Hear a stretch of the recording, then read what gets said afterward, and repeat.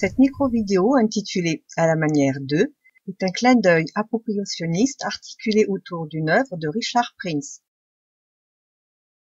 En 1989, dans sa série Cowboy, Richard Prince reprend l'emblème des pubs Marlboro sans le nom de la marque, une manière revancharde de se réapproprier l'imaginaire populaire, viril et sauvage de l'Amérique profonde, privatisée par le cigarettier. La photo sans titre, le Cowboy, a fait l'objet de plusieurs procès qui, contre toute attente, ont été gagnés par Richard Prince.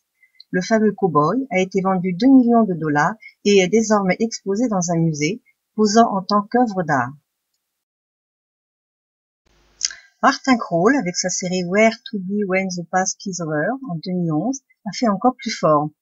Un marchand de photographie en ligne avait placé des petites figurines en plastique sur ses photos dans l'idée de les protéger du célèbre copier-coller. C'est pourtant ce que le photographe Martin Krall a fait. Il s'est approprié les photos figurines comprises. Il est vrai que le petit personnage jaune attire l'œil et invite à s'attarder sur les images. J'ouvre une petite parenthèse pour citer Sheryl Levin, qui, contrairement à Martin Krall, qui s'est approprié des photos de famille d'illustres inconnus, a photographié en 1981 des reproductions de photographies de l'époque de la dépression par Walker Evans, photographe de son état. La série, intitulée After Walker's Evans, est devenue un point de repère du post-modernisme. Appropriationnisme, quand tu nous tiens? Wallace Berman. Les années 60 sonnent l'arrivée d'un nouvel outil de duplication de l'image révolutionnaire, le photocopieur. Certes, ce ne sont pas encore les machines que nous connaissons aujourd'hui, c'est encore du noir et blanc, mais d'un coup les perspectives d'assemblage d'images tendent vers nos limites. Wallace Berman, en 1963, dans sa série Verifax, du nom du procédé de photocopie en 2 temps qu'il a utilisé, reproduit moult fois la publicité d'un petit transistor, toujours la même, dans laquelle il insère toutes sortes d'images du monde. Il garde les images au stade de négatif, première étape du procédé Verifax, et les assemble sous forme de tableaux. Dans un autre genre, Joachim Schmid, déjà connu pour ses travaux sur les images trouvées, récupère en 1991 un stock de négatifs dont un photographe portraitiste voulait se débarrasser.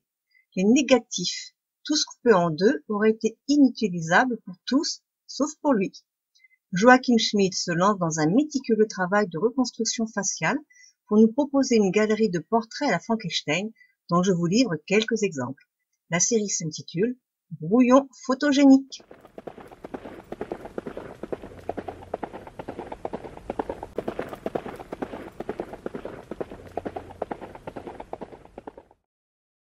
Pavel Maria-Smekal, dans sa série Paysage fatal, s'interroge sur les traces que les images laissent en nous. On croit voir pour la première fois cette image de désert, et pourtant on a une impression de déjà-vu. Dans ce clin d'œil, il s'agit de la célèbre image de cow-boy d'un cigarettier américain. Plus connues sont la prise du mont Hiroshima par les soldats américains de Joe Rosenthal, ou la mort d'un soldat républicain pendant la guerre d'Espagne de Robert Capa. De ces images, Pavel Maria-Smekal a effacé les héros pour ne garder que les décors vides.